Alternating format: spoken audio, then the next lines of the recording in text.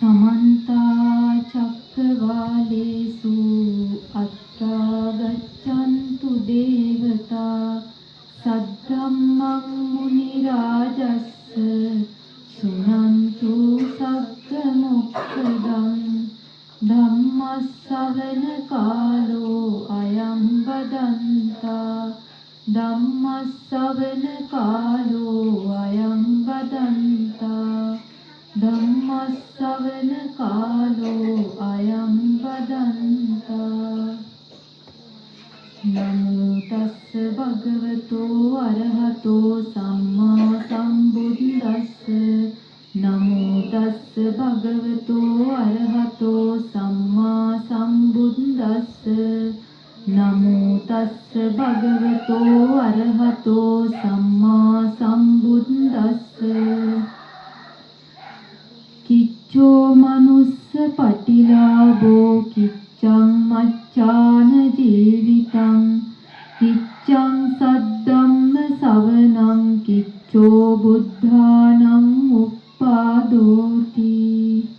පින්වතුන් සියලු දෙනාම අද වෙසක් පුර 15 පොහොය දවසේ උතුම් උපෝසත දස සීලය සමාදන් වෙලා ඉන්නේ. අද දවස ගත්තොත් වෙසක් පොහොය කියලා කියන්නේ හරියට බෞද්ධයන්ගේ ජාතික දිනය වගේ. ඒ කියන්නේ බුදුරජාණන් වහන්සේ වෙනුවෙන් ආමිසමය වශයෙන් ප්‍රතිපත්තිමය වශයෙන් බුදුරජාණන් වහන්සේව බොහෝ දෙනෙක් පූජාවට ලක් කරන පොහොය දිනයක් විදියට සැලකන්න පුළුවන්.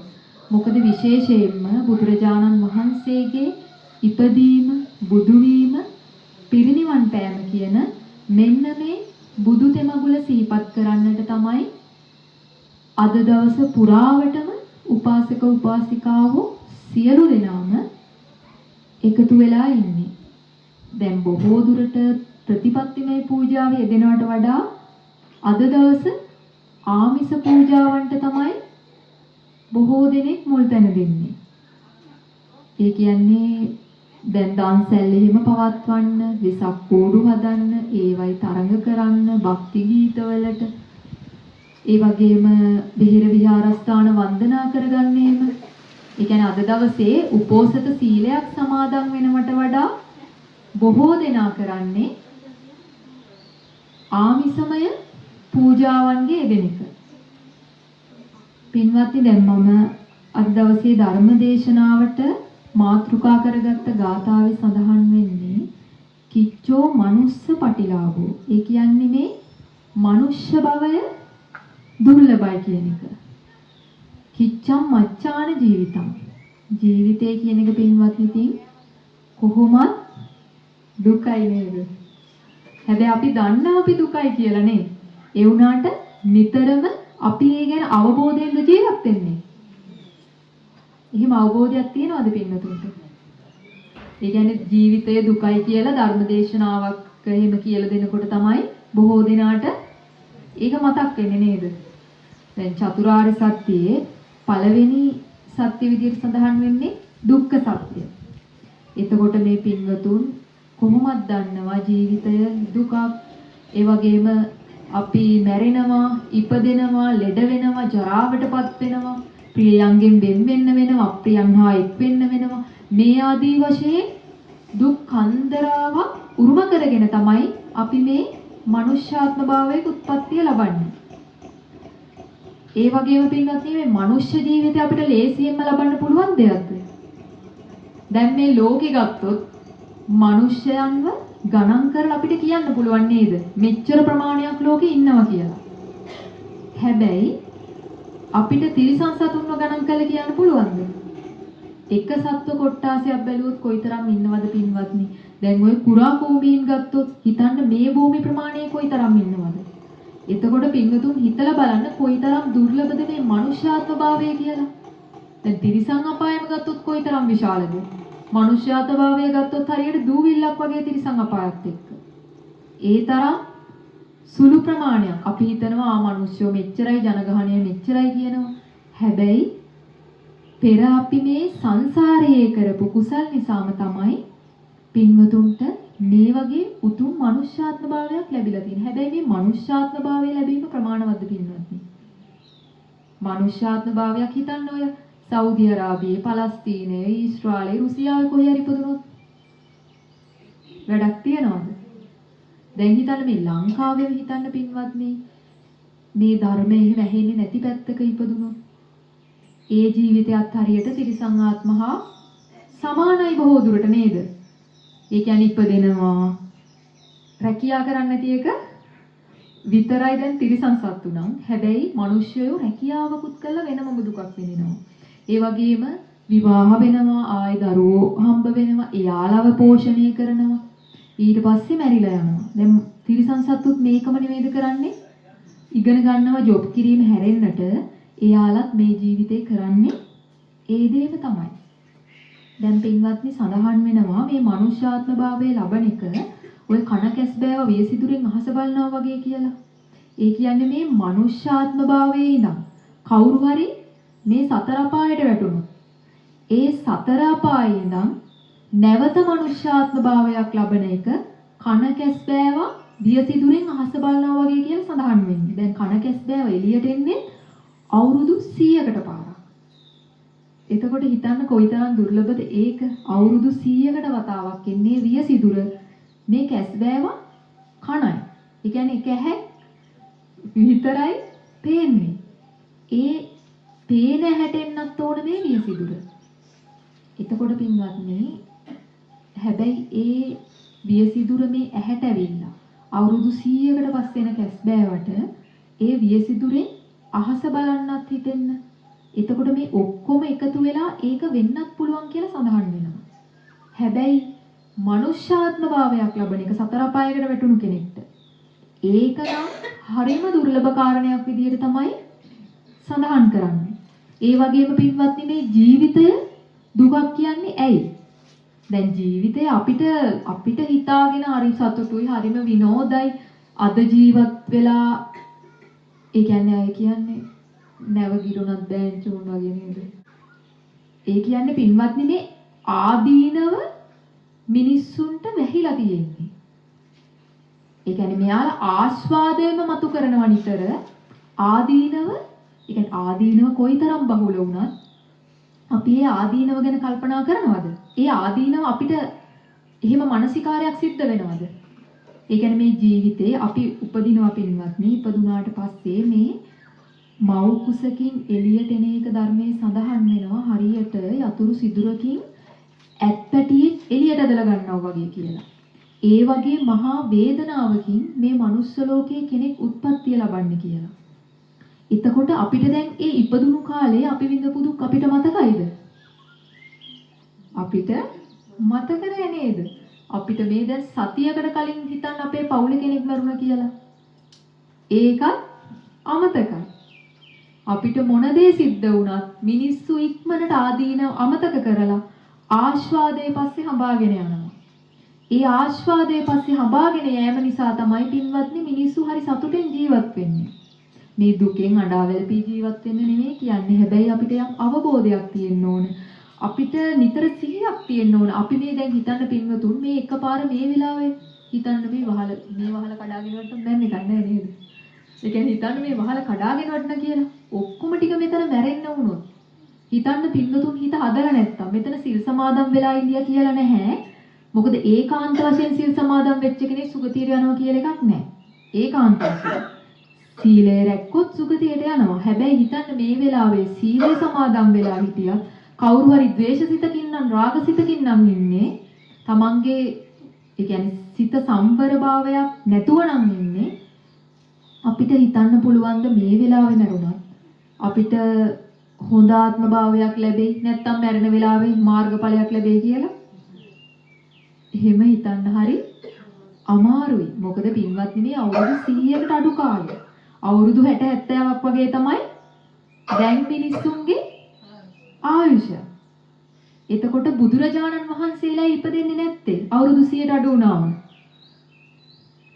දැන් බුදුරජාණන් වහන්සේ නමක් පින්වත්නි උත්පත්තිය ලබන්නේ මනුෂ්‍ය ආයුෂ ලක්ෂයක් 100ක් අතර. දැන් අපිට කිව්වොත් විහිළුවක් වගේ වෙන්න පුළුවන් සමහර අයට ලක්ෂයක් මනුෂ්‍ය ආයුෂ තියෙද කියලා නේද? හිතා ගන්නවත් බැරි වෙයි පින්නතුන්ට සමහර විට අවුරුදු 500ක් අවුරුදු 1000ක් මනුෂ්‍ය ආයුෂ තියෙන කාලවල කොහොමද කියලා. මොකද කපුසඳ කොණාගමන කාශ්‍යප කියන බුදුරජාණන් වහන්සේලා දීර්ඝායුෂ බුදුරජාණන් වහන්සේලා. අපේ ගෞතම බුදුරජාණන් වහන්සේ තමයි අල්පායුෂ බුදුරජාණන් වහන්සේ නමක් විදියට මෑත කාලයේදී සලකන්න පුළුවන් මේ මහා භද්‍ර කල්පේ. දැන් මතු සම්මා සම්බුද්ධත්වයට පත් වෙන මෛත්‍රී බෝධිසත්වයන් වහන්සේ. මෛත්‍රී බුදුරජාණන් වහන්සේ නමින් බුද්ධත්වයට පත් වෙනවා. මෛත්‍රී බුදුරජාණන් වහන්සේගේ ආයුෂ පින්වත්නි අවුරුදු 80000ක් විදියට තමයි සඳහන් වෙන්නේ. එතකොට හිතන්න දැන් මේ කාලේ වගේ නෙවෙයි පින්වත්නි ඒ කාලෙට. ආයුෂ 80000ක් කිව්වම ඒ කාලවල වලට මේ කෑම බීම ඉදුම් පිටුම් ඇඳුම් පැළඳුම් පරිසරය මේ අවට වටපිටා හැම දෙයක්ම වෙනස්. කප්රුප්පාල වෙන කාල කියලා සඳහන් වෙනවා. මොකද අසංකේයයක් ආයුෂ තියෙන කාලයක් තියෙනවා මනුෂ්‍ය ලෝකේ. ඒක තමයි වැඩිම කාලයක් විදිහට සඳහන් වෙන්නේ. අසංකේයට බිඳු කීයද? 140ක් වගේ සඳහන් 142ක් වගේ. එතකොට හිතන්න පින්වත්නි අසංකේයයක් පින්නතුන් හිතෙන්න පුළුවන් ගලේ ගැහුවොත් මැරෙන්නේ නැති වෙයි. ඒ තරම් ආයුෂ කොහොමද මිනිස්සු ජීවත් වෙන්නේ? එතකොට මේ මනුස්ස ලෝකයේ මිනිසුන්ට ඉන්න තැනක් නැති වෙයිනේ කියලා හිතෙන්න පුළුවන්. හැබැයි පින්වත්නි අවුරුදු 80000ක කාලේ වුණත් අවුරුදු 10න් මැරෙන්න බැරිද? මැරෙන්න පුළුවන්. දැන් මේ කාලවල වලදීත් ඉපදුණු ගමන් සමහර වෙලාවට ඉපදෙන්නේ මැරිලා. මේ මැරීගෙන ඉපදෙන අය ඉන්නවා. එතකොට හිතන්න දැන් පින්වතුන් අහලා ඇති ඔය ජාතක කතාවලින් බෝධිසත්වයන් වහන්සේගේ දීර්ඝායුෂ තියෙන කාලවල වල එහෙම සඳහන් වෙනවා. ඔය මන්දාතු රජතුමා එහෙම අහලා ඇති නේද? මන්දාතු කියලා රජ කෙනෙක් හිටියා. ඒ රජතුමා අවුරුදු ඒ කියන්නේ අසංකේයයක් ආයුෂ තියෙන කාලයක තමයි උත්පත්තිය ලබන්නේ. සක්විති රජ කෙනෙක්. මේ මන්දාතු රජතුමා සක්දෙවිවරු 36 දෙනෙක් චුත වෙනකම්ම සක්දෙව් ලෝකෙත් රජකම් කරන්නට තරම් පින් කරලා තියෙන රජ කෙනෙක්. ඒ වගේම පින්වතුන් අහලා ඇති අපේ බෝධිසත්වයන් වහන්සේ ඔය ආත්ම භාවවල එක ආත්ම භාවයක් අවුරුදු 84000ක් ළමා කාලේ අවුරුදු 84000ක් තරුණ කාලේ අවුරුදු 84000ක් වයසක ඒ කාලේ විදියට ගත කරලා තියෙනවා. ඒ වගේ පින්වත්නි මේ අපි සමාජයට හිතෙන්න පුළුවන් මේ හැමදාම මිනිසුන්ගේ ආයුෂ මේ ගාන කියලා. එහෙම එකක් නැහැ. මනුෂ්‍ය ආයුෂ ටික ටික පිරිහෙනවා. මිනිසුන්ගේ ಗುಣධර්ම අඩු වෙන්න මේ ආයුෂ දිගටම පිරිහීගෙන යනවා. මිනිස්සු ಗುಣධර්ම වැඩි වෙන තරමට පින්වත්නි මේ ආයුෂ ටිකෙන් ටික වැඩි වෙන්නේ. දැන් මේ පින්වතුන් හිතන්න එපා මේ මෛත්‍රී බුද්ධ ශාසනයේ ඉක්මනට වෙනවා කියලා. ඉක්මනට කියන්නේ පින්වතුන් දිව්‍ය ලෝකේ කෝටි වාරයක් ඉපදුනත් මෛත්‍රී බුද්ධ ශාසනයේ එතකොටවත් පහළ වෙන්නේ නැහැ. ඒ තරම් දීර්ඝ කාලයක් ගත වෙනවා මෛත්‍රී බුද්ධ ශාසනයේ පහළ වෙන්න. දැන් බලන්න පින්වත්නි මේ ආයුෂ අවුරුදු 10ට අඩු වෙගෙන ගියාම අන්තක්කල්ප විනාශයක් සිද්ධ වෙනවා. ආයුෂ මිනිස්සුන්ගේ දැන් හොඳටම අඩු වෙලා අවුරුදු 10න් පස්සේ මේ කට්ටිය ಗುಣධර්ම පිරියෙන නිසා ඒ සියලු දෙනාම තමන්ගේ අම්මද තාත්තද දූලද පුතාලද කියලා අඳුරගන්නේ නැහැ කියලා සඳහන් වෙනවා. ඒ කියන්නේ මේ හිතන්න තමන්ගේ ඉස්සරහා තමන්ගේ හොඳ මිත්‍රෙන් නම් ඉන්නේ, තමන්ගේ සහෝදරිය නම් ඉන්නේ. එයාට සිතුවිල්ලක් එනවා මනසට මම මෙයාගේ මට බෙල්ල කපන්න ඕන. එක්ක මෙයා මම මරනවා කියලා. එතකොට පින්වත්නි සිතුණු සිතුවිල්ලෙන් ඒ සිතුණු මාත්‍රයෙන් අරයවට අග්ගාලා මරලා දාන්න තරම් පිරිහීමටපත් වෙලා තියෙන මේ කාලේ. එතකොට හිතන්න දැනුත් මිනිස්සු ඕනෑ තරම් අම්මා තාත්තා මරලා පවා අනන්තරීය පාප කර්ම රැස් කරගන්න අය ඕන තරම් ඉන්නවා. හැබැයි පින්වත්නි මේ කාලෙත් ඒ කියන්නේ අර තමන්ට තමන් පාලනය කරගන්න බැරි ගතියක් තියෙනවා. හැබැයි අවුරුදු 10ට අඩු වෙන කාලෙට ඒක ඉතාම තීව්‍ර විදියට වැඩි වෙනවා. පුදුමාකාර විදියට ඒ කාලෙ වෙද්දි මිනිසුන්ගේ සිත් හරිම දූෂණය වෙලා තියෙන්නේ. එතකොට ඒ කාලෙදි බොහොම පින් තියෙන අය විතරක් පින් තියෙන කිහිප දෙනෙක් විතරක් ඉතුරු වෙනවා. ඒ ඉතුරු වෙන කට්ටියට පින්වත්නි දැන් දෙවියෝ පෙනී හිටලා ඒ කාලෙට දෙවිවරු පල්ලෙහාට ඇවිල්ලා දෙවිවරු පෙනී ඉඳලා කියනවා මේ විනාශය ගැන. ආයුධ වර්ෂාවක් වහින්න පුළුවන් සමහර විට මහා සුලිසුලඟක් එන්න පුළුවන් මේ වගේ විනාශයකින් ඔක්කොම මැරෙනවා. එතකොට මේ ඉතුරු වෙන කීප දෙනා මේ විනාශය දැකලා මේ ලේ ගලලා හැමතැනම මේක දැකලා බියපත් වෙලා මේ අය එකින් එක ಗುಣධර්ම පුරන්න පුරුදු වෙනවා. ඒ කියන්නේ අපි ඔක්කොම සත්තු මරන්නේ නැතුව ඉමු වගේ අන්න ඒ වගේ එකඟතාවයකට ඇවිල්ලා මේ කට්ටිය එකින් එක පාර නෙවෙයි එකින් එක ಗುಣධර්ම වඩනවා. එතකොට පින්වත්නි ටික ටික ආයුෂ 10 අවුරුදු 20 දක්වා වැඩි වෙනවා. ඔය 20යි 30 40 100 500 1000 මෙහෙම වැඩි වෙගෙන යනවා. හැබැයි පින්වතුන් හිතනවද මේ අද අවුරුදු 10ට අඩු වෙලා තියෙන එක හෙට වෙද්දී අවුරුදු 20ට වැඩි වෙනවද? කොයිතරම් කාලයක් ගත වෙනවද? එතකොට හිතන්න පින්වත්නි අවුරුදු 20 ඉඳන් දැන් බුදුරජාණන් වහන්සේ පහළ වෙන කාලේ මිනිස්සුන්ගේ පරමායුෂ සඳහන් වෙන්නේ අවුරුදු 100ත් 120ක් වගේ. දැන් වෙනකොට ඒක භාගයක්ම අඩු වෙලා 2500ක් ගියාම භාගයක් අඩු වෙලා වගේ. එතකොට තව 2500ක් ගියාම තමයි 10ට වඩා 10කට අඩු වෙන්නේ. එතකොට හිතන්න පින්වත්නි මේ අවුරුදු 100ක් පිරිහිලා තියෙනවා අවුරුදු 5000ක වගේ කාලෙක 100ක් පිරිහෙනවා වගේ අනුමානයෙන් බැලුවොත් එතකොට හිතන්න අවුරුදු 5000ක් විතර යනවා නම් 100ක් වෙන පින්වත්නි අවුරුදු කොයිතරම් යයිද කියන්නේ අසංඛ්‍යයක් දක්වා වැඩි වෙන්නේ. එතකොට ඒකත් අවුරුදු 80000ට අඩු වෙන්නත් ඕන. අවුරුදු 80000 කියන්නේ කොයිතරම් ගැප් එකක්ද අසංඛ්‍යයි නම් බැලුවම. එතකොට පින්වත්නි 80000ට අඩු වෙන්න 80000ට අඩු වෙනකොට තමයි මේ මෛත්‍රී බුදුරජාණන් වහන්සේ මේ ලෝකේ පහළ වෙන්නේ. එතකොට බොහෝ පින්නතුන් කරන්නේ මේ ගෞතම බුද්ධ ශාසනයේ තියෙද්දි නිර්මල බුදුදහමත් තාම පවතිද්දී මෛත්‍රී බුදුන් දැක නිවන් දකින්න බොහෝ අය ප්‍රාර්ථනා කරනවා. ඇයි මේ බුද්ධ ශාසනය නිවන් දකින්න බැරිද? පුළුවන්. දැන් මේ බුද්ධ ශාසනයේ තමන් උත්සාහවත් වෙලා නිවන් දකින්නට බැරි නම් මෛත්‍රී බුද්ධ ශාසනයේ පින්නතුන් නිවන් දකි කියලා හිතනවද? සමහර විට ඔය ප්‍රාර්ථනා කරන් විශේෂයෙන්ම යන අය ඉන්න පුළුවන්. හැබැයි හැම කෙනෙක්ම අර ලේසියට පහසුවට වගේ අනේ මම මෛත්‍රී බුද්ධ ශාසනයෙම නිවන් දකින්නවා කියලා හිටියොත් ඒක සිද්ධ වෙනවද? බුදුරජාණන් වහන්සේ දේශනා කළ තියෙන නිසා පින්වත්නි තුම්හි කිච්ඡං ආතප්පං අක්ඛාතාරෝ තථාගතා කියලා. ඒ කියන්නේ බුදුරජාණන් වහන්සේට පුළුවන් මඟ පෙන්වන්නට විතරයි. බලෙන් නිර්වාණය දක්වා එක්කගෙන යන්න බෑ පින්වත්නි. බුදුරජාණන් වහන්සේ මඟ පෙන්වනවා අපි තමයි වීරිය කරන්නට ඕන. ඒ වගේම මනුෂ්‍යාත්ම භාවයේ දුර්ලභයි වගේම පින්වත්නි මේ ජීවිතේ ඇයි අපි දුකක් කියන්නේ? පින්නතුන් කොයිතරම් මහන්සි වෙනවද මේ ජීවිතේ ජීවත් වෙන්න?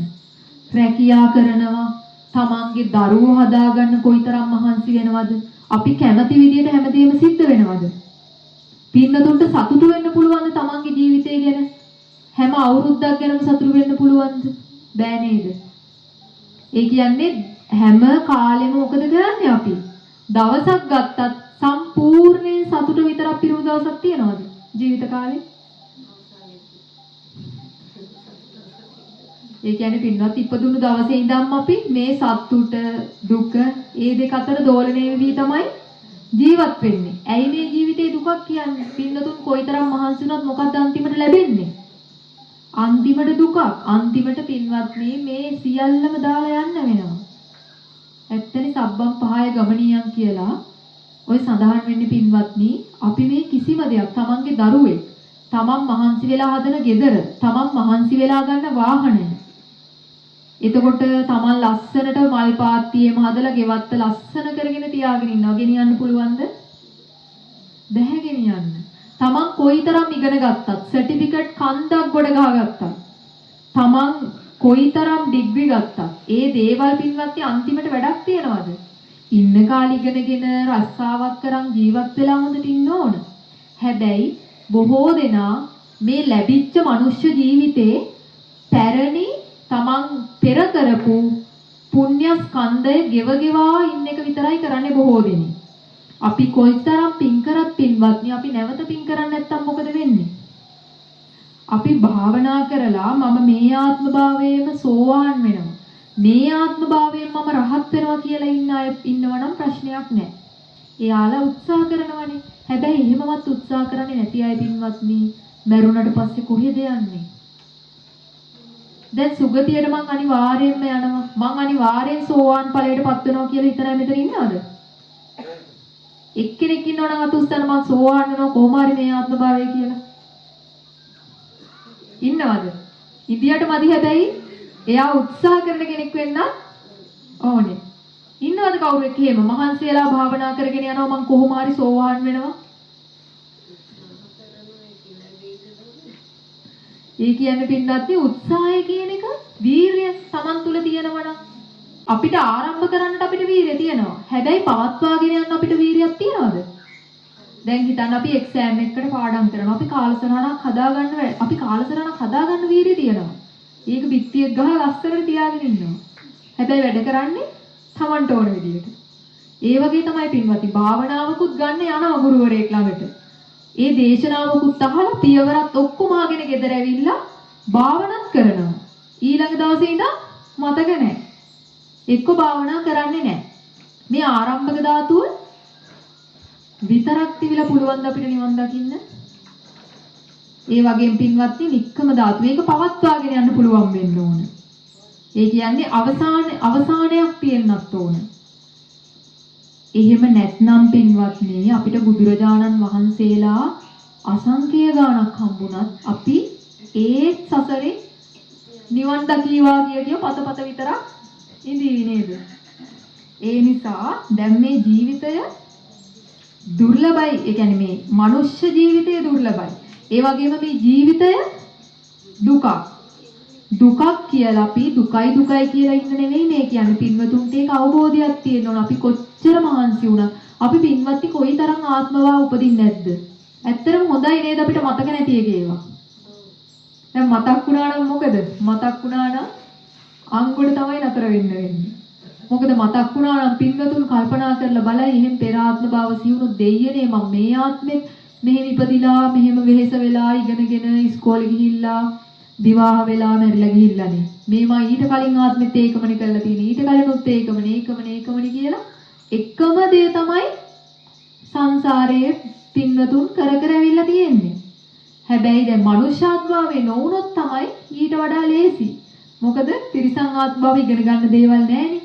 කෑමක් කොහෙන් හරි හොයා පින්නතුන් හිතනවාද මේ මිනිස්සුયો වගේ එයාලට තමන් කැමති දේවල් හම්බ වෙනවා කියලා. දැන් මනුෂ්‍යාත්ම භාවයක නම් සාමාන්‍යයෙන් තමන්ට කඩේට ගිහිල්ලා හරි ගන්න පුළුවන්. තමන් හොඳට ඉගෙනගෙන රස්සාවක් කරනවා නම් තමන්ට කැමති දේවල් යම් තරමකින් උපය ගන්න එහෙම කැමති විදිහට ජීවත් වෙන්න පුළුවන්. හැබැයි තිරිසන් ආත්ම භාවයක් ලැබුණොත් හිතන්න මේ බලු ආත්ම භාවයක් ඔය කුරුල්ලෙක් එහෙම වුණොත් එක්කෝ ඔය කොටියෙක් සිංහෙක් වුණොත් අපි හරිම සිංහයා කොටියෝ හරි නිර්භීත සත්තු කියලා කියනවා. හැබැයි ඒ කට්ටිය කොයිතරම් බඩගින්නේ ඉන්නවද? ඒ වගේ ආත්ම භාවයක් ලැබුණොත් පින්වත්නි තමන්ගේ පෙර කරපු අකුසල් පරිසම්දෙනව වැඩි ඒ වගේ ආත්ම භාවවල. දැන් මනුෂ්‍යාත්ම භාවයක පින්වත්නි දැන් අපිට සතර අපායේ ගිහිල්ලා දුක් විඳින්න කර්ම ගොඩක් රැස් වෙලා තියෙනවා. අපිට තිරිසන් ආත්ම භාවයක විඳින්නත් කර්ම ගොඩක් රැස් වෙලා තියෙනවා මේ වෙනකොට. හැබැයි අපි මනුෂ්‍යාත්ම භාවයක් ලබලා තියෙන නිසා ඒ කර්ම පරිසම් දෙන්නේ නැහැ අපිට. මොකද මේ පරිසම් දෙන භූමියක නෙවෙයි අපි ඉන්නේ. හැබැයි අපිට බැරි වෙලාවත් අපේ මරණය සිද්ධ වෙලා සතර පායකට ගියොත් අපිට පින්වත්නි පින්නතුන් හිතන්න එපා ලේසියකට ගොඩ එන්න පුළුවන් කියලා. බුද්ධ කියන වචනයවත් අහන්න ලැබෙන්නේ නැහැ පින්වත්නි ලේසියකට. ඒ තරම් දුර්ලභයි. දැන් කිච්ඡං සද්ධම්ම සවණං සද්ධර්ම ශ්‍රවණය දුර්ලභයි. හිතන්න පින්වත්නි අපි කොයිතරම් ධර්ම ශ්‍රවණය කරාට සම්පූර්ණයෙන් අවධානය දීගෙන අහන දේශනා තියෙනවද? සම්පූර්ණයෙන්ම පින්නතුන් සද්ධර්ම ශ්‍රවණය කියලා තමන්ගේ ගෙදර වැඩපල කර ඒක ඇහුවොත් සම්පූර්ණයෙන් අහන්න පුළුවන්ද? ඒක ගැන අවබෝධයක් සම්පූර්ණ වෙනවද නැහැ. අතරින් පතරින් ඇහෙන්නේ. ඒක හරිම දුර්ලභයි. ඒක සිත එකඟ කරගෙන අහන්න හැම කෙනෙක්ටම බෑ. ඒ වගේම මේ ධර්ම ශ්‍රවණය අහන්න ලැබෙන්නේ නැහැ පින්වත්නි. පින්වතුන් හිතුවට මේක හරි ලේසි මේ තරම් අහන්න ලැබෙනවා කියලා. අබුද්ධෝත්පාද කාලවල බලන්න ඕන. අපිට එතකොට මේ දේවල් ගැන අහන්නවත් අවබෝධයක්වත් නැහැ. එතකොට සද්ධර්ම ශ්‍රවණය කියන්නේ මොකක්ද කියලාවත් අපි දන්නේ නැහැ. හරිම දුෂ්කර විදියට පින්වත්නි අකුසල් පුරව තමයි ඒ ආත්මභාවයන් අපිට ගෙවන්න වෙන්නේ. දහම්සොන ජාතකය අහලා ඇති පින්නතුන්. දහම්සොන ජාතකයේ බෝධිසත්වයන් වහන්සේ බණපදයක් අහන්න. තමන්ගේ රාජ්‍යත හැර දාලා යනවා. යක්ෂයෙක්ගේ කටට පනිනවා බණපදයක් අහන්න. කොයිතරම් දුර්ලභයිද අබුද්ධෝත්පාද කාලයක්. සබ්බේවිදු තමයි වෙස්වලාගෙන එන්නේ මේ රජතුමා දැන් මෙච්චර වෙහෙසෙන බව දැනගෙන. අඬ පෙරක් ගහලා යවනවා හැමතැනටම. මෙච්චර වස්තුව දෙන්නම් මෙච්චර ධනෙ දෙන්නම් බණපදයක් දන්න කෙනෙක් ඉන්නවනම් එන්න කියලා. කවුරු එක්ක එන්නේ නැහැ. සක්දෙවිඳු තමයි මේක දැනගෙන මේ රජතුමා දැන් රාජ්‍යත් අතහැරලා බණපදයක් අහන්න යනකොට සක්දෙවිඳු දැන් මේ ඇත්තටමද මේක කියලා ওই බෝධිසත්වයන් වහන්සේලා පින්වත්නි පෙරම් පුරනකොට බොහෝ විට සක්දෙවිඳුන් වහන්සේ උපකාර කර බව සඳහන් වෙනවා. ওই മന്ത്രി දේවී එහෙම දන් දෙන වෙලාවේ සක්දෙවිඳු තමයි වෙස්වලාගෙන ඇවිල්ලා දේවියව ගන්නෙ. ඒ වගේම දැන් සක්දෙවිඳු යක්ෂාවේශයෙන් ඒ වගේ වේශයක් මවාගෙන ඇවිල්ලා තමයි මේ රජතුමාට කියන්නේ මම ඔබට බණපදයක් කියලා දෙන්නම්. හැබැයි මට ඔබේ ජීවිතය ඕන. ඒ කියන්නේ මස් පිනිස බෝධිසත්වයන් වහන්සේගේ ජීවිතය ඉල්ලනවා. එතකොට බෝධිසත්වයන් වහන්සේ පින්වත්නි කියනවා ඔබ බණපදයක් මට කියලා දෙයිද නැද්ද කියලා කොහොමද මම හරියටම දැනගන්නේ? ඔබ හරියටම ඒ කියන්නේ සක්දෙවිඳු කියනවා එතකොට ඔබ බණපදය මම කියන්නම්. ඔබ ඔය පර්වතයෙන් මගේ කටට පනින්න. ඒ අතරේ මම ඔබට බණපදය කියනවා. බලන්න පින්වත්නි ජීවිත පරිත්‍යාගයෙන් තමයි එතන පරමත්ත පාරමිතාව තමයි බෝධිසත්වයන් වහන්සේ සම්පූර්ණ කරගත්තේ. ඒ මේ යක්ෂයා වෙන කවුරුත් නෙවෙයි සක්දෙවිඳුනේ. සක්දෙවිඳු දෝතට ගන්නවා කියලා සඳහන් වෙනවා. ටක් ගාලා තමන්ගේ යක්ෂාවේශ රූපේ අතුරුදහන් කරලා දේව වේශයෙන් පෙනී ඉන්නවා. මොකද පින්වත්නි දැන් සද්ධර්ම ශ්‍රවණය ඒ කාලේ අබුද්ධෝත්පාද කාලයක් ඒ නිසා දුර්ලභයි. දැන් පින්වතුන් හිතන වැටි අනේ ඕනතරම් YouTube තියෙනවා, TV channel තියෙනවා, බෞද්ධ නාලිකා වෙනම තියෙනවා. අපිට ඕනේ තරම් ධර්ම ශ්‍රවණය කරන්න පුළුවන් නේ සද්ධර්මයේ කොයිද දුර්ලභ කියලා. හැබැයි පින්වත්නි බලන්න ඒව අතරින් පිරිසුදුසී ශ්‍රද්ධර්මයේ ඇහෙන්නේ. ඒව දේශනා කරන්නේ කීයෙන් කී දෙනාද? ඔය පින්වතුන් බොහෝ විට අහන තරමක් අහන්නේ බුදුබණ නෙවෙයි. දැන් අධර්ම මත එහෙම හැමතැනම වැහි වෙලා. මිත්‍යා දෘෂ්ටිය වපුරන අය ඕන තරම් ඉන්නවා පින්වත්නි. භික්ෂු වේශධාරී අය ඕන තරම් ඉන්නවා. හැබැයි අපි දන්නේ නැහැ. අපේ පෙර පිනක් තියෙන්න ඕන අපි හොඳ ධර්මයක් ශ්‍රවණය කරන්න. බුදුබණ පදයක් අහන්නට. ඒ නිසා සද්ධර්ම ශ්‍රවණය කියන දේ මේ ලෝකයේ තියෙන ඊටාම දුර්ලභ දෙයක් විදිහට තමයි සඳහන් වෙන්නේ. දැන් සෝවාන් වෙන කෙනෙක්ට අනිවාර්යයෙන්ම තියෙන්න ඕන අංගයක් තමයි සද්ධර්ම ශ්‍රවණය. ඒ වගේම පින්වත්නි, කල්යාණ මිත්‍ර සම්පත්තිය තියෙන්න ඕන. ඒ වගේම යෝනිසෝ මනසිකාරයේ තියෙන්න ඕන.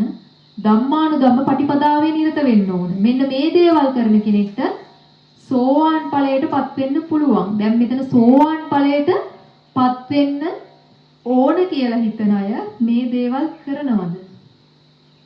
මේ හතර පිළිපදිනවද? ඒ හතර පියා සෝහන් වෙනවා කියන එකවත් අපි දන්නේ නැහැ නේද? අපි මුලින්ම සීලයෙන් පිරිසිදු වෙන්න ඕන. සීලය පින්වත්නි දැන් ගිහියන්ගේ නිත්‍ය සීලය පංච සීලය. පින්නතුන්ට මාසෙකට එක දවසක් නෙමෙයි. පුළුවන් නම් සතර පොයට හරි කමක් නැහැ. Taman ගෙදර ඉඳන් හරි කමක් නැහැ. නිවාඩු දවසක් ඉරිදා නම් නිවාඩු ඉරිදා හතර දවස් හරි කමක් නැහැ. අට සිල් හෝ දස සිල් හෝ නවාංග උපෝසත හෝ ආජීවෂ්ටමක සීලය හෝ සමාදන් වෙලා පින්වත්නි සීලයෙන් පිරිසිදු වෙන්න. ඒ වගේම චිත්ත විසුද්ධිය. චිත්ත විසුද්ධිය පිණිස පින්වත්නි අපි භාවනා කරන්නට ඕන. ඔය මරණ සතිය, මෛත්‍රී භාවනා මේ වගේ ගොඩක් භාවනා තියෙනවා පින්වත්නි අපේ සිත පිරිසිදු කරගන්න. මුලින්ම පින්වත්නි අපි සීල සම්පන්න වුණොත් තමයි අපිට පුළුවන් අපේ සිත පිරිසිදු කරගන්න. සිත එකඟ වෙන්න නම් අපි සිල්වත් වෙන්න ඕන. දැන් සිල්වත් වෙච්ච කෙනෙක්ගේ සිතේ ඒකාග්‍රතාවය ඉක්මනින් ඇති වෙනවා. සීලය මෙනෙහි කරලා, සීලේ මනසිකාරය කරලා, ඒ කියන්නේ ප්‍රතිවේක්ෂා කරලා අපිට පුළුවන් භාවනා කරන්න. එතකොට තමන්ගේ සිත පිරිසිදු වෙනවා. එතකොට මේ දැන් අපි ඇස් වහගත්තු ගමන් අපේ හිත අර අඳුරු ස්වභාවයක් තමයි තියෙන්නේ. ඒ ඇයි ඒ? සිතේ කෙලෙස් වැඩි නිසා. කුසල් වැඩි වෙලාද නැහැනේ? කෙලෙස් එහෙම වැඩි පින්වත්. ඔය රාග, ద్వේෂ, මෝහ මේ අකුසල මූල ධර්මත් එක්කම ඔය ඉරිසියාව, මසුරුකම, ලෝභකම මේ වගේ ගොඩාක් අකුසල් අපේ සිතේ තියෙන අපිට අඳුර ගන්නවත් බැහැ. හැබැයි යම් කෙනෙක්ට පින්වත් ඔය භාවනා කරනවා නම් ඒ දේවල් ටික ටික තියුණු වෙලා Tamanට දැනෙන්න ගන්නවා. දැන් මෛත්‍රී භාවනාව කරන කෙනෙක්ට Tamanට ද්වේෂයක් එනකොටම ඉක්මනට Tamanගේ මනසට ඒක දැනෙනවා. ඒ වගේම තමයි කිච්ඡං සවණං කිච්චෝ බුද්ධාණං උප්පාදෝ. මේ බුදුරජාණන් වහන්සේලාගේ උප්පත්තිය හරිම දුර්ලභයි. කොයිතරම් දුර්ලභද කියනවා නම් පින්වත්නි අසංකේය ගණන් බුදුරජාණන් වහන්සේලා නැති කාලවල තියෙනවා. දැන් අපි කොයිතරම් වාසනාවන්තද කියලා පින්වතුන් හිතලා බලන්න. අපි මහා භද්‍ර කල්පයක ඉපදිලා ඉන්නේ. මේ භද්‍ර කල්පයක ඉපදුනා කියලා අපි මේ භද්‍ර කල්පයේ බුදුරජාණන් වහන්සේලා සිව්නමම දැකලා තියෙනවද? අපි දන්නේ නැහැ. හැබැයි මේ කල්පය මහා වාසනාවන්ත කල්පයක්. හැබැයි ඒ කල්පයේ අපිට උත්පත්තිය ලබන්න පුළුවන් නම් මිනිසෙක් විදියට බුදුබණ අහන්න පුළුවන් නම් අපි සම්මා දිට්ඨියටපත් වෙන්න පුළුවන් නම් පින්වත්නි, ඒ කියන්නේ මිත්‍යා දෘෂ්ටියේ ඉන්න කෙනෙක්ට මනුෂ්‍යාත්ම භාවයක් ලැබුණත් බොහෝ විට එයාගේ ජීවිතය අපරාධේ නිස්කාරණේ ගෙවිලා යනවා. හැබැයි අපිට පුළුවන් නම් පින්වත්නි මේ දුර්ලභකම, ඒ කියන්නේ පින්වතුන්ට අනුමාන කළවත් හිතා ගන්න බැරුව ඇත් සමහර විට මේ බුදුරජාණන් වහන්සේලාගේ උප්පත්තිය කොයිතරම් දුර්ලභද කියලා. ඒ කියන්නේ අපිට මේ අගයක් නැහැ සමහර විට. දැන් පින්වතුන්ට විහාරස්ථානයක් ළඟ තියෙනවා. පින්වතුන්ට දන් දෙන්න අවස්ථාව තියෙනවා. ධාතුන් වහන්සේලා වැඩ ඉන්නවා. පින්වතුන්ට භාවනා කරන්න කියලා දීලා තියෙනවා. ඒ වගේම සීලය රකින්න පින්වතුන් සීල් රකින්න පොයේ දවසටත් එනවා. එතකොට තව තැන්වලට, ඒ කියන්නේ අපිට රුවන්වැලි සෑයට, දලදා මාලිගාවට, සෝමාවතී චෛත්‍යරාජානන් වහන්සේට මේ වගේ ඔය 12 මස්ථාන තියෙනවා. මුළු ශ්‍රී ලංකා ද්වීපයම ධාතු මන්දිරයක් වගේ. ඒ කියන්නේ හැමතැනම ධාතුන් වහන්සේලා වැඩ ඉන්නවා. පින්වතුන්ට ඕනෑ තරම් කුසල් කරගන්න අවස්ථාව තියෙනවා. භාවනා කරනවා නම් ඕන තරම් තැන් තියෙනවා. හැබැයි හරි ගුරු ඇසුරක් ලැබෙනවා නම් පින්වතුන්ට හරියට භාවනාව කරලා අනිවාර්යයෙන්ම මාර්ගඵලයකටපත් වෙන්නට බැරි නෑ. තාම පිරිසිදු ශ්‍රී සද්ධර්මය තියෙන කාලෙක තමයි පින්වතුන් මේ උප්පත්තිය ලැබලා තියෙන්නේ. ඒ වගේම පින්වත්නි දැන් අපේ ගෞතම බුදුරජාණන් වහන්සේගේ මේ සංසාර ගමන ගත්තොත් හරිම ආශ්චර්යමත් කියලා කියන්න පුළුවන්. ඒ වගේම පින්වත්නි මේ ආශ්චර්යමත් භාවය ඇතුලේ ඒ බෝධිසත්වයන් වහන්සේ කොයිතරම් දුක් විඳලා තියෙනවද? ඒක අපිට අනුමාන කළවත් හිතා ගන්න බෑ. අහසේ තරු කැට පරදා දන් දීලා ඒ කියන්නේ තමන්ගේ ඇස් දන් දීලා තියෙනවා. අහසේ තරු පරදා ඇස් දන් දෙනවා කිව්වම පින්නතුන්ට හිතන්න පුළුවන් අහසේ තරු කොච්චරද? දැන් අහසේ බැලුවම තරු කීයක්ද? එතකොට මේ ඇස් දන් දෙනවා කිව්වම හැම උපදින හැම ආත්ම භාවයෙම ඇස් දන් දුන්නද? නෑ. එතකොට හිතන්න කොයිතරම් ආත්මභාවයක් මේ බෝධිසත්වයන් වහන්සේ උත්පත්තිය ලැබලාද කියලා. ওই සිවි ජාතකයේ මහල ඇති S2 දන් දෙනවා සිවි රජතුමා. සිවි රජතුමා S2 මේ දන් දෙන්නේ දැන් මේ කාලේ වගේ හරි සැප පහසුවට ගිහිල්ලා ඔපරේෂන් කරලා එහෙම එන කාලයක් නෙවෙයි ඒ කාලේ. ඒ S2 බෝධිසත්වයන් වහන්සේ සිහි ඇතිව ඉඳිද්දි තමයි S2 දන් දෙන්නේ. එතකොට පින්නතුන්ට හිතා ගන්නවත් පුළුවන්ද මේ දන් දීම? ඒ කියන්නේ කොයිතරම් දුක් විඳලාද දන් දෙන්නේ බෝධිසත්වයන් වහන්සේ නම. ඒ වගේම මේ මහ පොළවේ පස් පරදලා තමන්ගේ ශරීර මාංශය දන් දුන්න කියලා සඳහන් වෙනවා. අපිට පුළුවන් ද එහෙම ශරීරයෙන් පොඩි කොටසක් වුණත් දන් දෙන්න? එහෙම සිත් පහළ වෙනවද පින්නතුන්ට? මේ පහළ වෙනා ඉන්නවද? නෑ නේද? ඒ කියන්නේ S2 දන් දෙන්න දැන් කවුරු හරි S2 ඉල්ලන් ආවොත් පින්නතුන්ට එහෙම දන් දෙන්න පුළුවන්ද? S2ම ඉල්ලන් ඉන්නේ.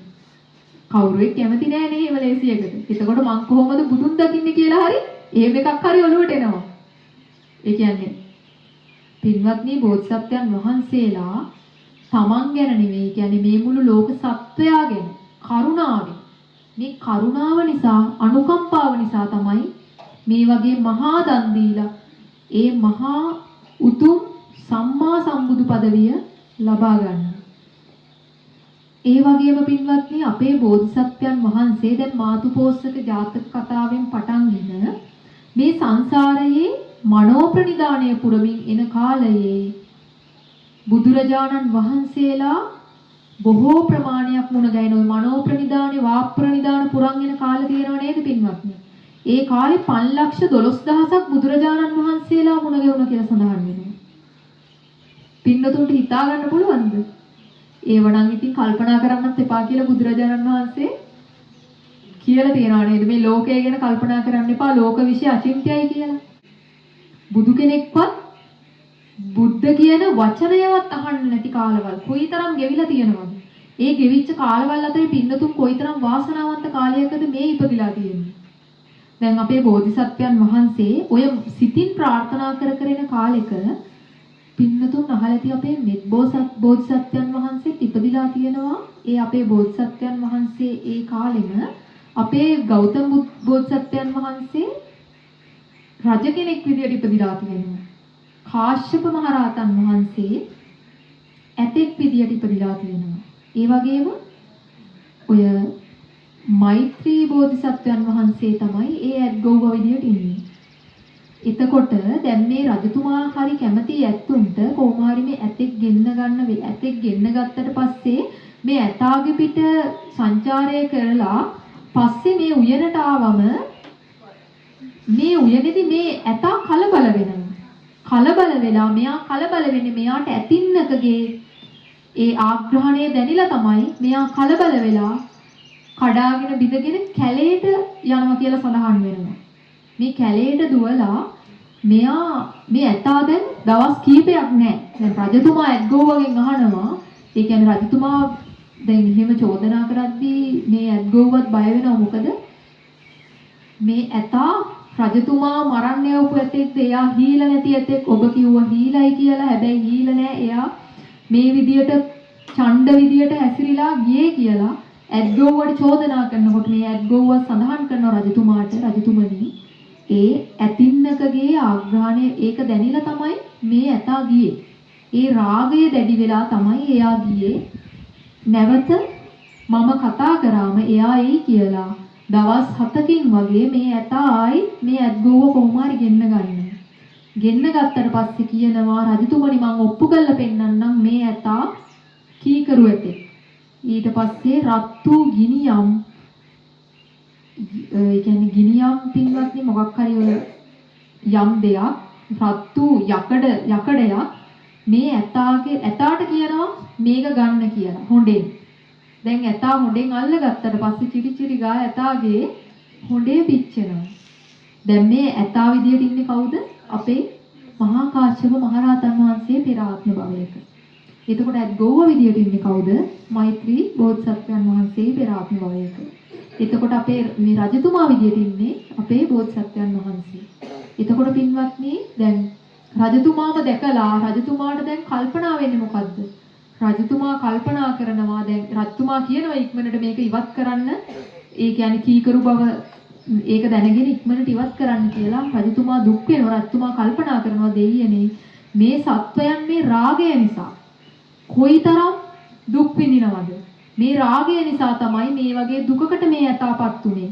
ඒ නිසා මේ ලෝකයේ යම් සත්වයෙක් මේ රාගයෙන් පෙළෙනවා නම් දුක් විඳිනවා නම් මම මේ සියලු සත්වයන් මතු ලෝතුරා සම්මා සම්බුදුව මේ සියලු සත්වයන් සසර දුකින් ඈතර කරනවා කියලා මනෝ ප්‍රනිදානය. ඒ කියන්නේ මනසින් බුදු බව ප්‍රාර්ථනා කරන මේ වෙලාවේ.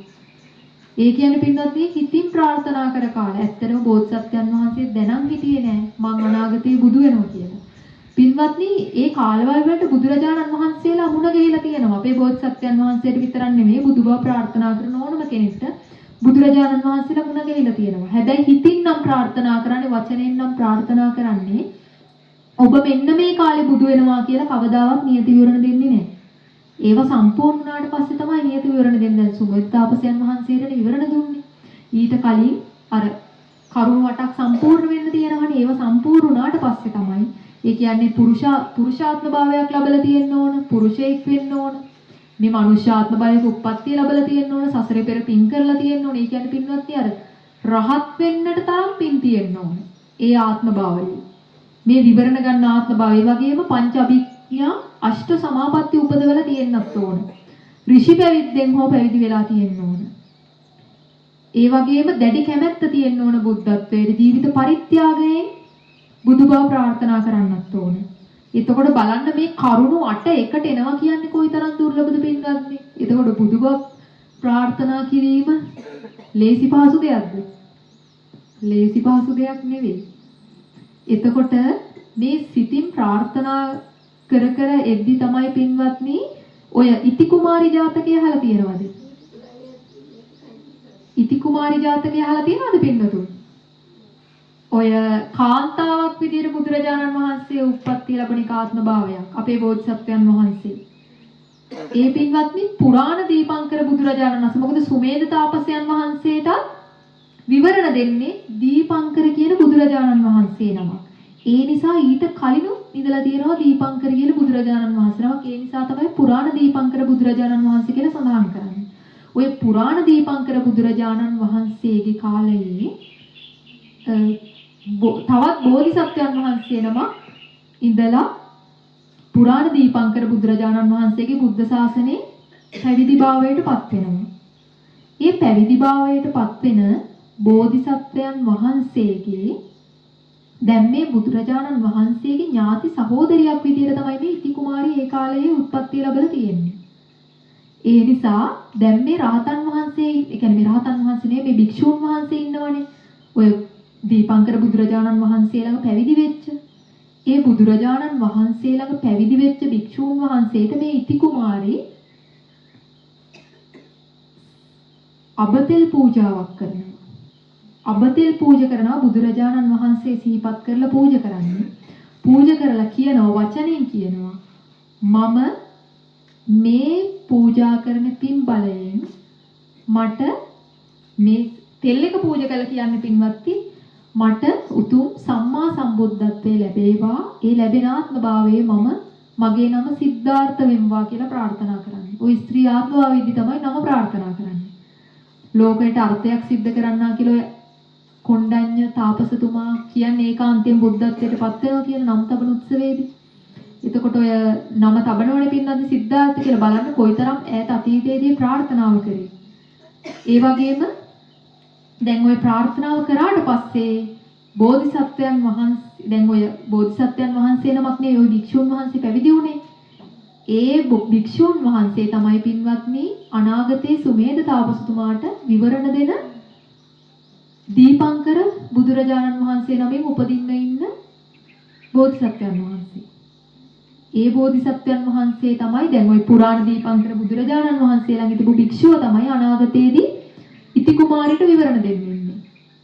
එතකොට දැන් මේ බෝධිසත්වයන් වහන්සේ දැන් අපේ ඉති කුමාරී දැන් මෙහෙම කිව්වම මේ බෝසත් භික්ෂුන් වහන්සේ බුදුරජාණන් වහන්සේට මේ බව දැනුම් දුන්නාට පස්සේ බුදුරජාණන් වහන්සේ සඳහන් කරනවා මේ ස්ත්‍රියක් නිසා ස්ත්‍රී ආත්මභාවයක නිසා මේක සිද්ධ වෙන දෙයක් නෙවෙයි කියලා. ඒ කියන්නේ නෑ හරිම පින්වන්ත කෙනෙක් කියලා දන්නවා බුදුරජාණන් වහන්සේ.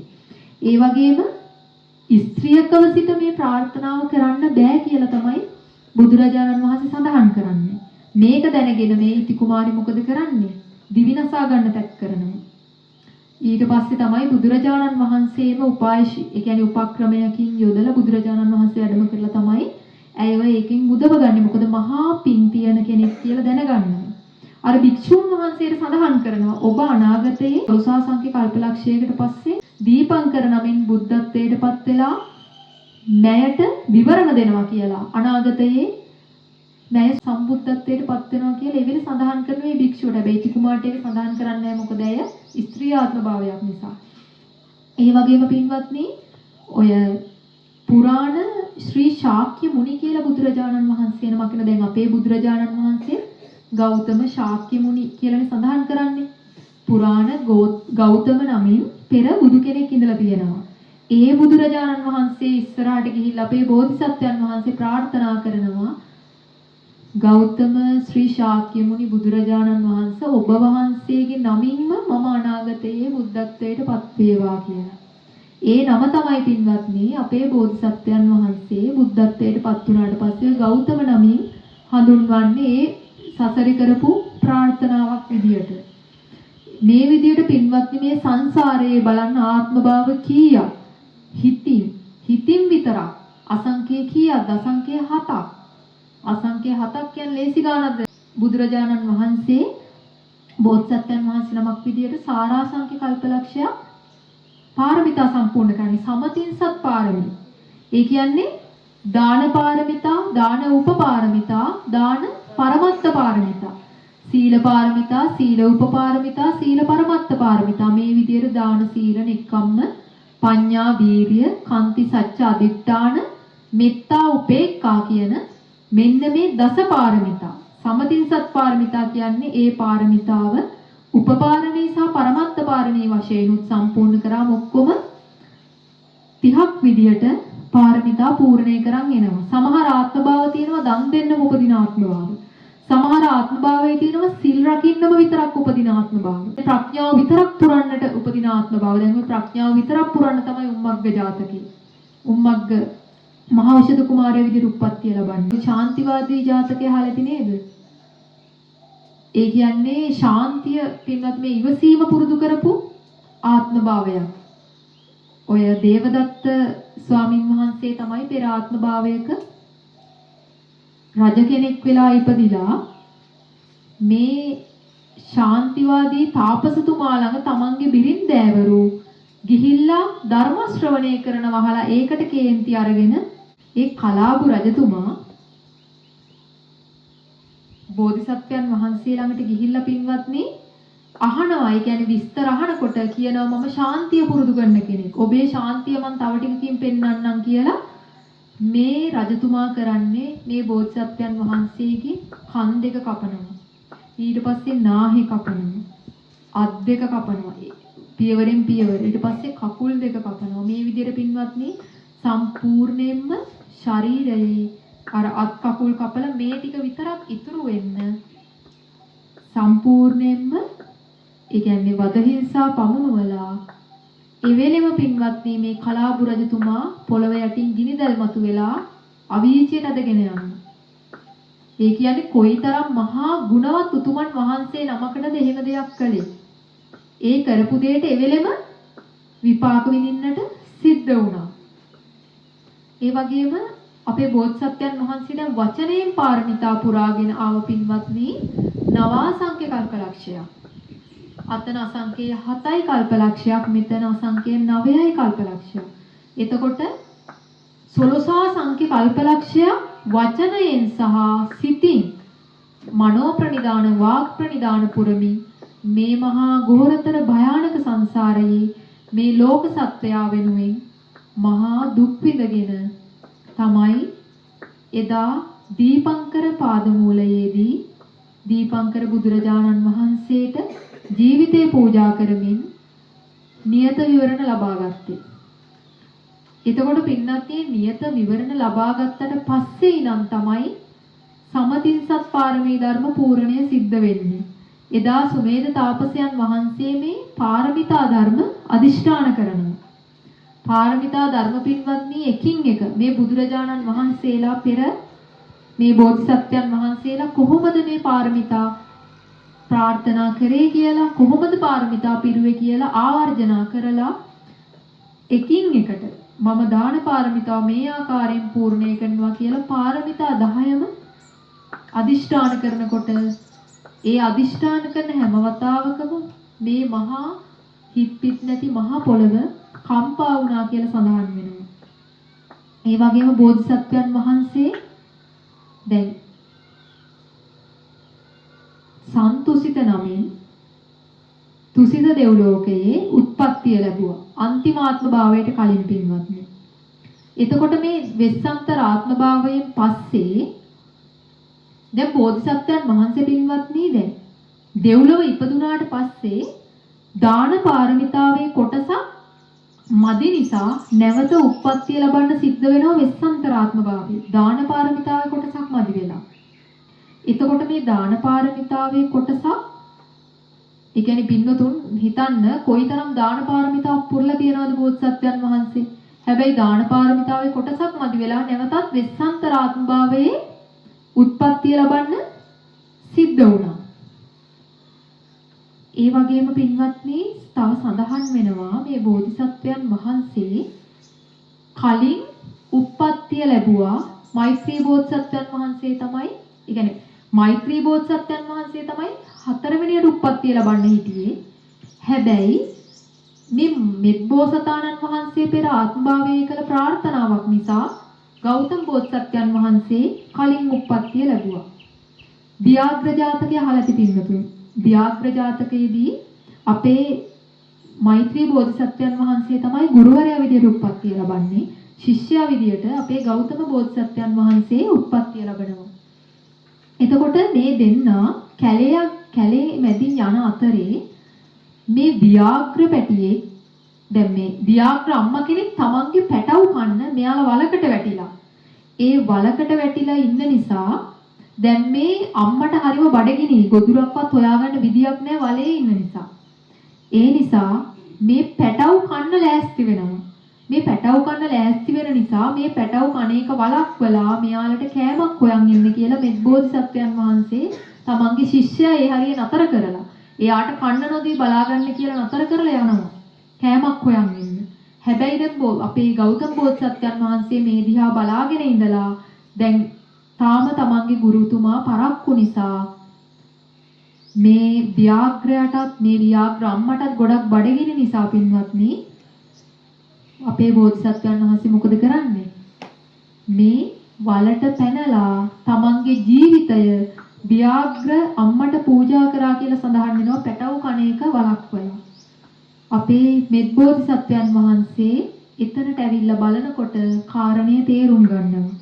මේ බෝධිසත්වයන් වහන්සේ තමන්ගේ බුදුබව ප්‍රාර්ථනා කරලා පරමත්ත පාරමිතාව පිරුවා කියලා දැනගෙන පින්වත්නි එවෙලේ ප්‍රාර්ථනාවක් කරනවා කියනවා ඉක්මන් බුදුන් බුදු වුණාවේ කියලා. අහලා තියෙනවද? ඒ කියන්නේ මෛත්‍රී බෝධිසත්වයන් වහන්සේ තමයි බුදු වෙන්නට හිටියේ. හැබැයි ඉක්මන් බුදුන් බුදු වුණාවේ කියලා සඳහන් කරපු නිසා අපේ ගෞතම බෝධිසත්වයන් වහන්සේ කලින් උප්පත්තිය ලැබලා මෛත්‍රී බෝධිසත්වයන් වහන්සේ තමයි පස්වෙනියට සම්මා සම්බුද්ධත්වයට පත් වෙන්නේ කියලා සඳහන් වෙනවා. ඒ වගේම පින්වත් ඔය මහා කාශ්‍යප මහරහතන් වහන්සේ අර ඇතාට අර යකඩේ රත් කරලා දෙනවනේ ඇත්ගොව්වා විදියට අපේ මෛත්‍රී බෝධිසත්වයන් වහන්සේ ඇත්ගොව්ව විදියට ඉඳලා. එතකොට මේ යකඩේ රත් කරලා දෙද්දි යකඩේ අල්ලගන්නේ අපේ කාශ්‍යප මහරහතන් වහන්සේගේ පෙර ආත්ම භාවයකදීනේ. එතකොට පින්වත්නි මේ කර්මයත් මෛත්‍රී බෝධිසත්වයන් වහන්සේට කියන්නේ මෛත්‍රී බුදුරජාණන් වහන්සේට ඒ කර්මය ගෙවන්න වෙනවා කියලා සඳහන් වෙනවා. ඒ කර්මය ගෙවන්න වෙන නිසා අදටත් මහා කාශ්‍යප මහරහතන් වහන්සේගේ දේහය දැවෙන්නේ නැතුව අදටත් කුක්කුඩ සම්පාද කියන පර්වතයේ මහා කාශ්‍යප මහරහතන් වහන්සේගේ දේහය වැඩ ඉන්න ඇතුළේ පින්වත්නි ගල් 3ක් ඇවිල්ලා ඒක පර්වතයෙන් වැහිලා තියෙන්නේ දේහය ඇතුළේ තැම්පත් වෙලා තියෙනවා පහනක් දැල්වලා තියෙනවා කියනවා අදටත් නිවිලා නැහැ කියනවා. මෛත්‍රී බෝධිසත්වයන් වහන්සේගේ කාලය වෙනකොට බෝධිසත්වයන් දැන් මෛත්‍රී බුදුරජාණන් වහන්සේ මේ කුක්කුඩ සම්පාද පර්වතය ළඟට වැඩම කරන කාලේ වෙනකොට එතන ඉන්න භික්ෂූන් වහන්සේලා රහතන් වහන්සේලා ඇර එතන ඉන්න භික්ෂූන් වහන්සේලා සැක උපදවනවා කියලා විශ්වාස කරන්නේ නැහැ කියලා සඳහන් වෙනවා මේ ගෞතම බුද්ධ ශාසනයේ තතිය ශ්‍රාවකයන් වහන්සේගේ දේහය කියලා. තමන්ගේ ශ්‍රී හස්තය මත තමයි දේහය දැල් වෙනවා කියලා සඳහන් වෙන්නේ. දැවි යන්නේ. එතකොට ඒ දැවි යනකොට තමන්ගේ අතේ අර දියපට්ටයක් වගේ දාලා පින්වත්නි ඒක පිරිනිවන් පාන මොහොත දක්වා සැරින් සැරේ වේදනාදිදී කර්මයේ ඒ කියන්නේ අවශේෂ කර්මයක් විදියට ඒක ගෙවන්න වෙනවා කියලා සඳහන් වෙනවා. බුදුරජාණන් වහන්සේටවත් ඒ කියන්නේ බුදු වුණා කියලාවත් මේ කර්මයේ පරිසන්දීම නතර වෙන්නේ නැහැ. එහෙනම් අපි ගැන කවර කතාවද නේද? දැන් කර්ම විපාක පින්වත්නි දැන් බුදුරජාණන් වහන්සේට ඔය දැඩි හිසේ කැක්කුමක් තිබුණා. දැඩි කොන්ද කැක්කුමක් තිබුණා. සමහර වෙලාවට සරියුත් මහරහතන් වහන්සේට කියනවා ශාරිපුත්තය ඉතිරි දේශනාව ඉදිරියට කරගෙන යන්න මගේ කොන්ද කැක්කුම නිසා ටිකක් ඒ කියන්නේ ටිකක් හාන්සි වෙන්න වගේ බුදුරජාණන් වහන්සේ වැඩම කරපු අවස්ථා තියෙනවා. එතකොට පින්වත්නි කොන්දේ අමාරු වෙවිලා තියෙන්නේ පෙර ආත්ම භාවයක මල්ලව පොරචූරයෙක් වෙලා ඉද්දී තමන්ගේ ප්‍රතිවාදියා උස්සලා පොළවේ ගහලා තියෙනවා. එතකොට හිතන්න අපි මොන කර්ම කරන්නට ඇද්ද නේද? ඒවයි විපාක අපිට ගෙවන්න සිද්ධ වෙනවා පින්වත්නි. දැන් මේ වගේ දැඩි කර්ම එන්නේ ඔය පෙර සසරේ අපි ඔය වගේ දේවල් කරපු නිසා තමයි. ඒ කියන්නේ අපිට හොඳ සුව නොවන රෝග තියෙනම්, නිතර සුව නොවන ඔළුවේ කැක්කුම්, කොන්දේ අමාරු ඒ දේවල් තියෙනම් ඒ අපි පෙර සසරෙම කරපු කර්මවල විපාක තමයි. ඒවා අපිට මිසක් මේ අල්ලපු ගෙදර අයවත් තමන්ගේ අම්මා තාත්තා නංගිටවත් අපිට දෙන්න පුළුවන්ද? අනේ මේ ගෙවලා දෙන්න කියලා. තමන්ටම තමයි පින්වත්නි ගෙවන්න වෙන්නේ. මේ කර්මය කර්මයේ දැඩි නම් ඉතින් කරන්න දෙයක් නැහැ නේද? කම්මන් දැල්ලන් කිම්ති කරෝමි කියලා සඳහන් කරන්නේ. මහා කාශ්‍යප බුදුරජාණන් වහන්සේ බුදු වෙන්නට කලින් භාවනා කර කර ඉන්නකොට පින්වත්නි ඒ කියන්නේ ඔය දුෂ්කර ක්‍රියා කරනවා කියලා සඳහන් කරන දුෂ්කර ක්‍රියා කරනකොට දැන් අපේ බුදුරජාණන් වහන්සේ තමයි කියලා සඳහන් වෙන්නේ මේ අවුරුදු 6ක් දුෂ්කර ක්‍රියා කළේ. ඒ තරම් දීර්ඝ කාලයක්. නැත්තම් පින්වත්නි දැන් ඔය අටවිසි බුදුරජාණන් වහන්සේලාගේ ඔය පෙර බුදුරජාණන් වහන්සේලා බොහෝ නමක් ඉතින් මාස 3යි දවස් 7යි මාස 6යි මේ වගේ කාල තමයි දුෂ්කර ක්‍රියා කරන්න කාල විදිහට සඳහන් වෙන්නේ. හැබැයි අපේ බෝධිසත්වයන් වහන්සේ කර්මයක් රැස් කරගන්නවා කාශ්‍යප බුද්ධ ශාසනයේදී. කාශ්‍යප බුදුරජාණන් වහන්සේ එතකොට බෝධිසත්වයන් වහන්සේ නම මේ භාවනා කරලා නිවන් අවබෝධ කරන්නේ. බුදු වෙන්න උත්සාහ කරන කාලයක්. ජෝතිපාල මානවක විදියට තමයි උත්පත්තිය ලැබන්නේ අපේ බෝධිසත්වයන් වහන්සේ. අපේ බෝධිසත්වයන් වහන්සේ මේ කාශ්‍යප බෝධිසත්වයන් වහන්සේ දිහා බලලා කියනවා මේ මුඩුමහනට පුළුවන්ද බුද්ධත්වයටපත් වෙන්න. බුදු වෙන එක ලේසි දෙයක් නෙවෙයි කියලා. ඒ කියන්නේ පින්වත්නි දැන් අපි වුණත් එකපාරට හිතන්න දැන් මේ අබුද්ධෝත්පාද කාලයක් වුණා නම් අපි බලනවා අපි අහලක් තියෙනවා දැන් ওই බුද්ධ කෝලහාලය කියලා එකක් එනවනේ පින්වත්නි. බුදුරජාණන් වහන්සේලා උපදින්න අවුරුදු 1000කට විතර කලින් දෙවිවරු බ්‍රහ්මවරු මනුස්ස ලෝකෙට ඇවිල්ලා මෙයාලා පණිවිඩයක් පතුරවනවා. ඒ කියන්නේ මනුෂ්‍ය වෙස්යෙන් ඇවිල්ලා එක්කෙනෙක්ට කිව්වා මොක පැතිරෙනවනේ නේද? යාලේ ගම කාට හරි ඇවිල්ලා කිව්වා ගවම දැනගන්නවා ආයේ හා ගමට මෙහා ගමට මේ විදිහට දිගට පින්වත්නි මේ විදිහට බුද්ධ කෝලාහලයක්. බුදු කෙනෙක් උපදිනවා කියලා මේ විදිහට යනවා. ඒ කාලේ වේද ශාස්ත්‍ර තිබිලා තියෙනවනේ. වේද ශාස්ත්‍රවලත් උගන්වලා තියෙනවා ওই දෙතිස් මහා පුරුෂ ලක්ෂණ. දැන් දෙතිස් මහා පුරුෂ ලක්ෂණ වල පින්වත්නි ඔය ලක්ෂණ ටික දෙතිස් මහා පුරුෂ ලක්ෂණ ටික දැනගෙනනේ හරියටම දැකලානේ ඔය කොණ්ඩඤ්ඤ තවුසා කියන්නේ ඒ කාන්තයෙන් බුදු වෙනවා කියන්නේ නැත්නම් අනිත් අය කියන්නේ ගිහිගේ හිටියොත් සක්විති රජ වෙනවා පැවිදි වුණොත් බුදු වෙනවා කියලානේ. හැබැයි මේ ලක්ෂණ ඔක්කොම තියෙන්නේ ලෞතුරා බුදු වෙන බුදු කෙනෙක් කියන්නේ බුදු වෙන බෝධිසත්වයන් වහන්සේ නමකට විතරයි. මේ ලක්ෂණ තියෙන්නේ. හැබැයි අපි මේ දෙතිස් මහා පුරුෂ ලක්ෂණ වලටද වන්දනා කරන්නේ බුදුරජාණන් වහන්සේ බුද්ධත්වයටපත් වෙච්ච නිසා පින්නනි. මොකද නැත්තම් බුදු වෙන්න කලින් ඉඳන් ඒ ලක්ෂණ තිබුණා. හැබැයි කවුරුවෙක් ගිහින් වන්දනා කරාද? නැහැ. හැබැයි බුදු වුණාට පස්සේ තමයි බුදුරජාණන් වහන්සේට හැමදෙනාම වැඳුම් පිදුම් කරන්න ගත්තේ. බුදුරජාණන් වහන්සේ පින්වත්නි බලනවනේ කල්පනා කළා මේ මට වඩා මම වැඳිය පිළිය යුතු කෙනෙක් මේ ලෝකේ ඉන්නවද? මම ගුරුවරුකම් ගත යුතු කෙනෙක් මේ ලෝකේ ඉන්නවද?